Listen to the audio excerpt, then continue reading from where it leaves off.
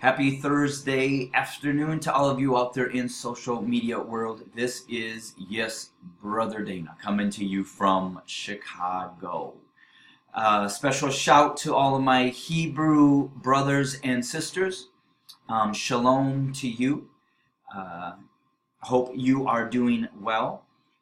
As well as a shout to those fellow Gentile family members like myself that have been grafted in or embraced in by the Most High Yah because of the revelation that we now see, and that is to who our true chosen people of the Most High really are. And they are, by the bywords, as the Bible says, they would be called. We in this country have called them blacks and Africans and African Americans and Negroes, and other words I'm not going to repeat. So there are those of us that on the Caucasian side that have opened our eyes and seen the truth. And so that is kind of the foundation of what I wanted just to share. And when I do videos like I am about to do now, I'm really going to call these more just off the cuff.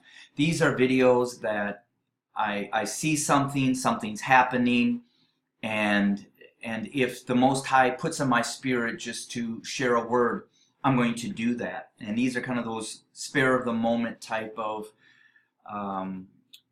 videos that I really feel the Most High Yah is nudging me to do. And so I've been kind of down this week. I've been on spring break, but just down in my spirit for several reasons. And and let me explain everything before you tune me off. But seeing what I've seen, okay, Notre Dame, is on fire. You have these black churches that burnt down, and nobody has said a word. The Mueller Report came out today, and of course, we knew how that was going to be reported, whether or not that's the report, but we know how it's going to be reported, and we know how it's going to be embraced.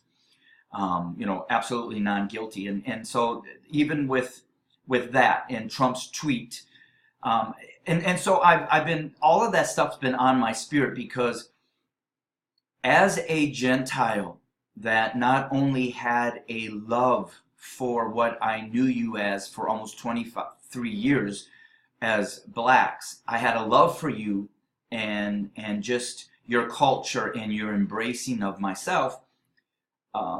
But in that, I have suffered greatly, and I'm not talking about my own family turning their back. I have suffered watching you suffer.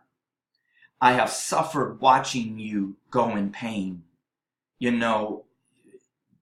for years, and then it's just generations after generations.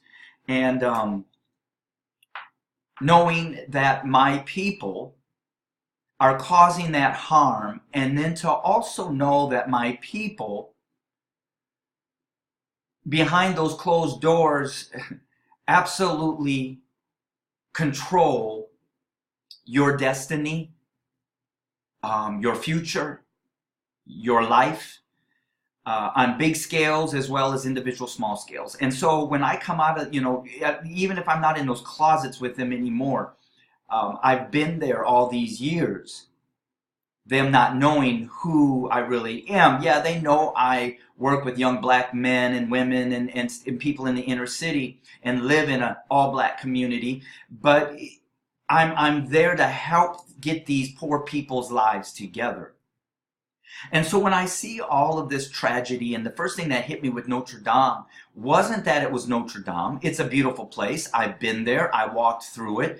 I walked through it when I was blinded to the truth. So in a physical manner, what you see, it is absolutely beautiful. And the history behind it, that they teach you is pretty incredible. But what hit me when it burnt up and all these people were crying because this 800 plus year structure is crumbling.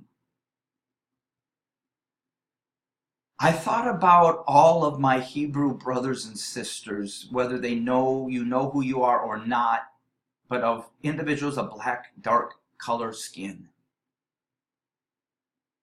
that you have not had any historical beauty or culture left, because we have destroyed, purposefully destroyed it all.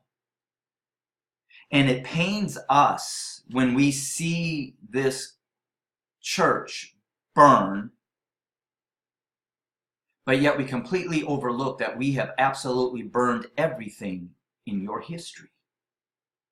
And we don't even care. And that comes out with our lack of acknowledging the black churches. If we don't, if we don't care about you as a society, we sure in the hell is not going to care about your places of worship.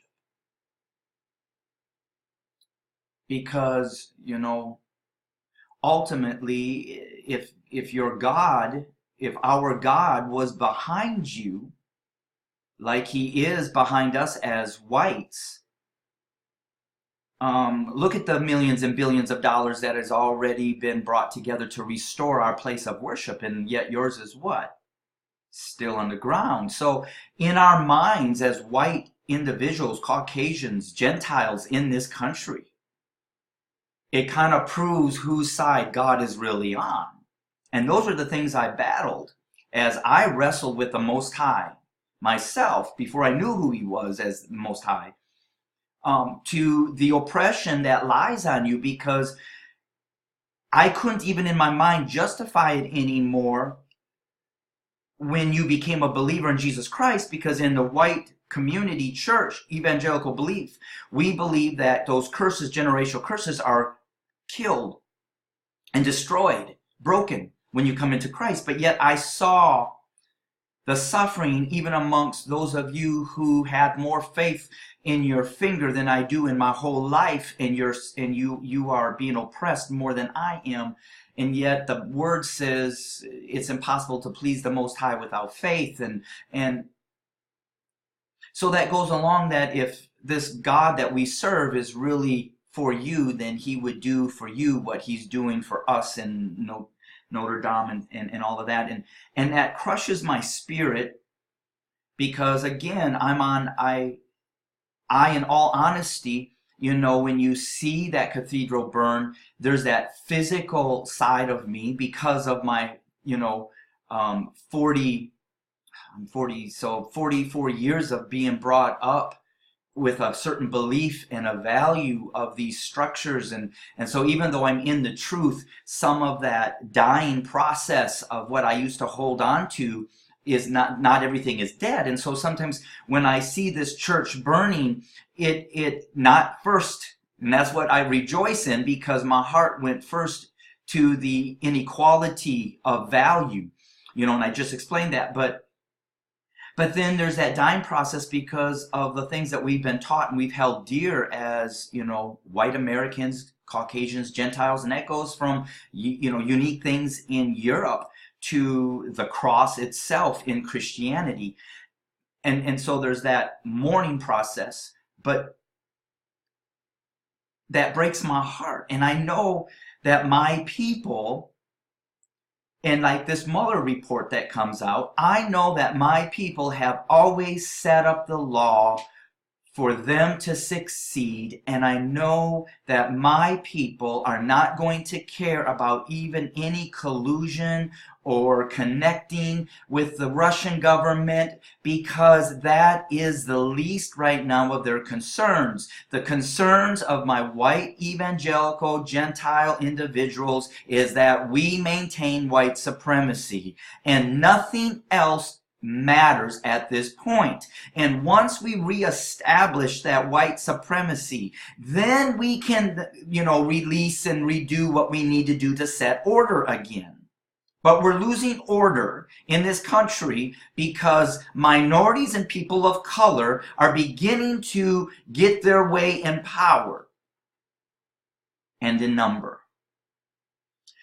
And that there then is really why my heart is broken, is because of the absolute unfairness. And you just wonder when the Most High Yah is going to change this. I mean, I wish I would have, gotten the tweet, and maybe if you kind of be patient with me, I can show you exactly what I'm talking about. But as I'm looking for this tweet, the Most High uses anything to really speak to me. And so I was watching People's Court, Judge Milian. I kind of have a little crush on her. Let me say that publicly here, but I do. I love watching her show. But the first case was about, and I'm going to share this in the way I'm going to share this because you're going to have to ride with me the whole long time so you understand. But there was a black lady, older lady. I would say she would be in her 60s.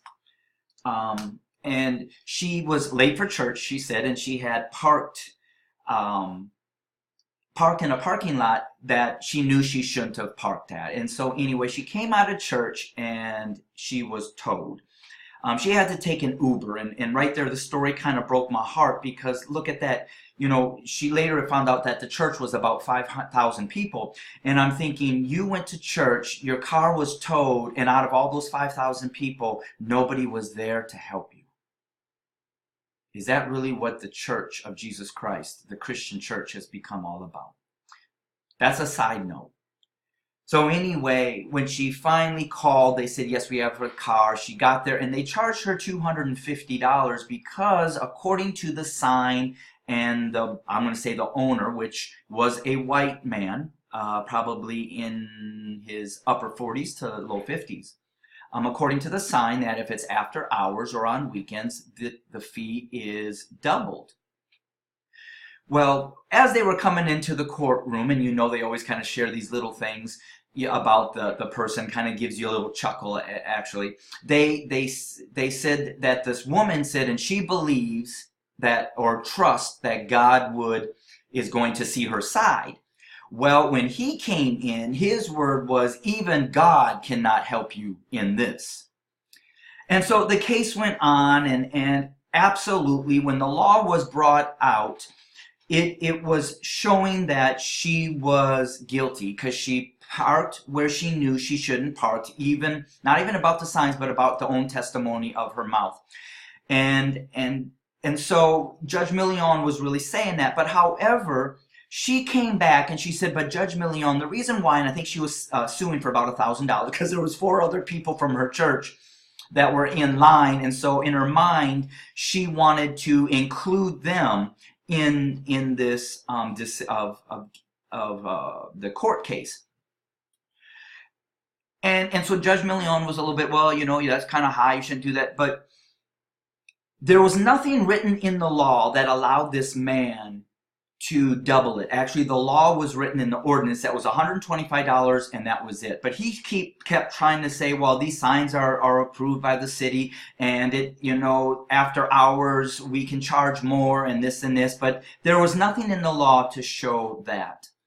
And at that moment, Judge Milian just kind of leaned back, and she says, I'm really tossed here because my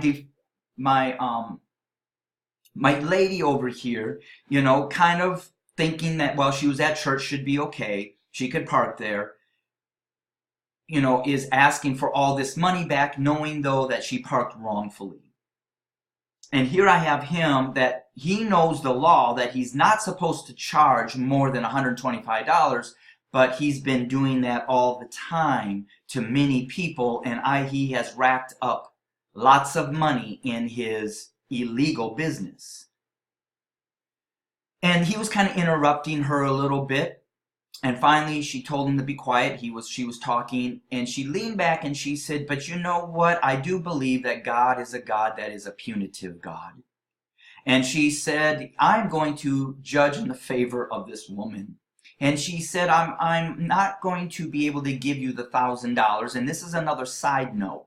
That's the beauty. I would say this lady, according to her accent, was from Haiti or maybe Jamaica. I would say more Haiti. And I could just see that part of her purpose of being there wasn't just for her, but for the community of people that were also wronged. And that is so much not the white way.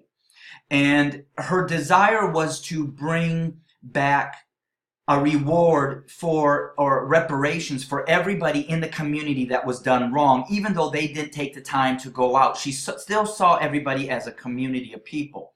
We don't. We get what we want.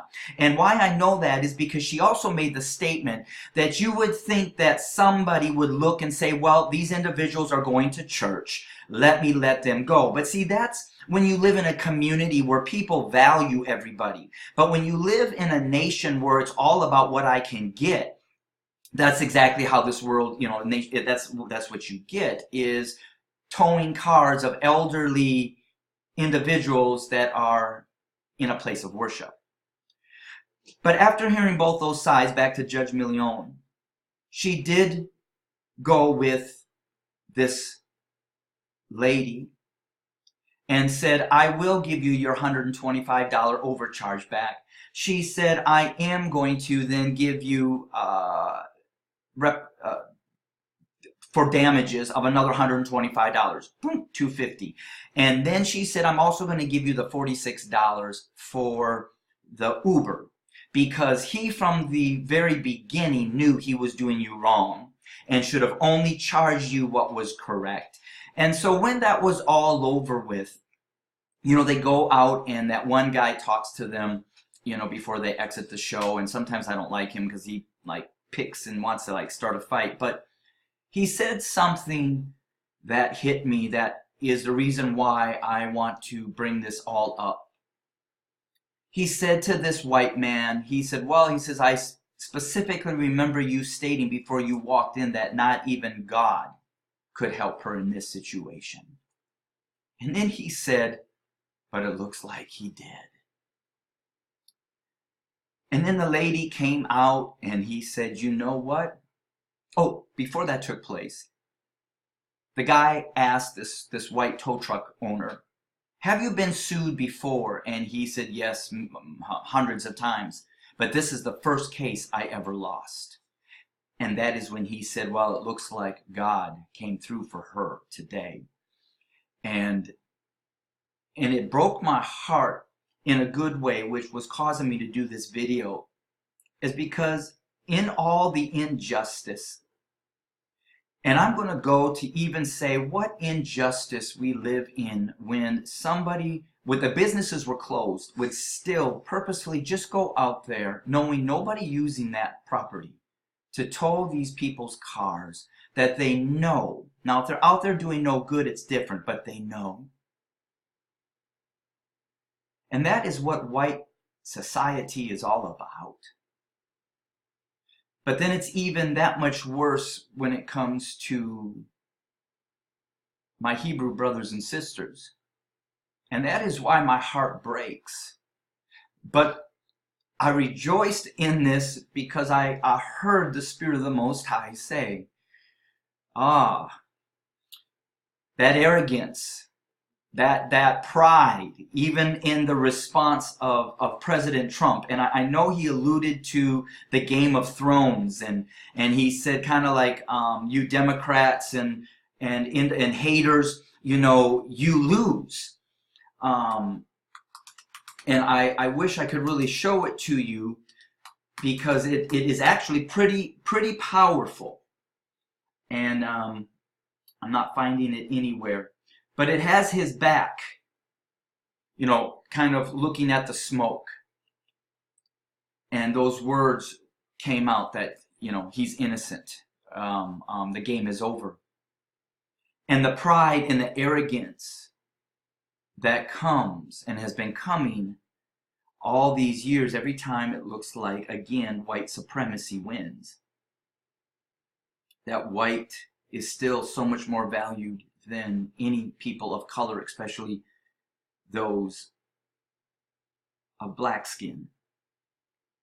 And then as I came down here to get ready to do the video, I heard Galatians 6:7. Be not deceived. Yah is not mocked.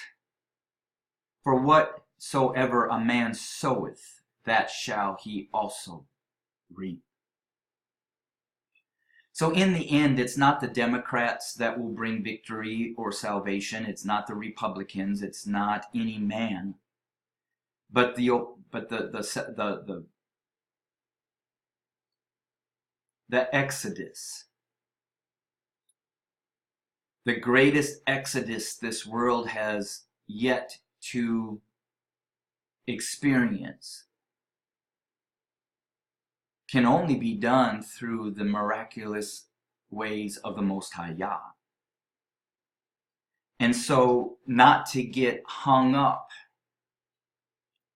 in these smaller like battles that frustrate us and make us angry, and I'm saying this coming from somebody that doesn't even live under this oppression, but it breaks my heart when I see it, and I know my people are doing it, and then they want to act like their hands are clean and that you are the ones that are making this stuff up and you're the ones that have the issue, and yet they turn around and they laugh as if, you know, they're convincing you that you are that stupid to believe them, that you're making all this white supremacy and racism and all this stuff up. But be not deceived, Yah is not mocked. For whatsoever a man soweth, that shall he also reap. So if the Most High Yah does not fulfill this promise unto the lives of my own white Gentile evangelicals, then all his word is not true. But I know I was taught growing up in the farmland that if you want a good crop, then you have to plant that seed and you have to cultivate it and you have to pull the weeds and you take the rocks. And I used to do that during the summers and walk beans and pull weeds so that when you harvest a crop, you know, you won't have weeds and other material in the beans. And so the more pure your beans are or your grain is, the more valuable it is. And so the Christian, evangelical, conservative, white church believes all in that. That's why my grandpa used to say, you know, white people are so blessed because, and he was so blessed because he followed the 10 Commandments. And because he followed those 10 Commandments, his life was blessed. And sometimes this is my side note, even when I struggle, and I'm being pure out here, when I struggle with the Hebrew teaching that what exactly does it mean to return to the Torah? Because my grandfather followed those 10 commandments to a T. But he was one of the most racist. If you knew my grandpa, you would love him. I love my grandpa. Don't get me wrong.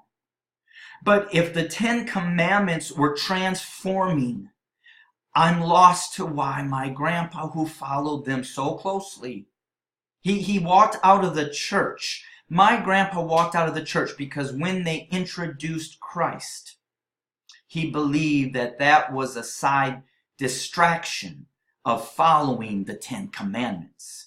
And what we were supposed to do is follow. And when you followed the 10 Commandments, you were blessed. And if you disobeyed them, you were punished. My grandpa followed them all the time and was blessed, but yet his heart and his desire and sometimes his talk, especially at a younger age, is one of the things that, with that and my father and my uncles, that would cause me to sit there on a Sunday afternoon after church and listen to their talk about people and especially blacks. It would make me cry because, and I always would say, even at 6, 7, 8, 9, 10, 11, 12, those ages, I'd say, God, please don't let me grow up to be like that. So, what was my grandpa lacking? My people will say all the time that they follow the 10 Commandments and this, and that's why God is so happy with them, you know, above and beyond white supremacy. They believe that it's due to their work ethics and your laziness. But my grandpa fit in a place where he followed those 10 Commandments. He honored those 10 Commandments to the point of never walking back into a church for his latter years, and only going back to church for my grandma's funeral and his.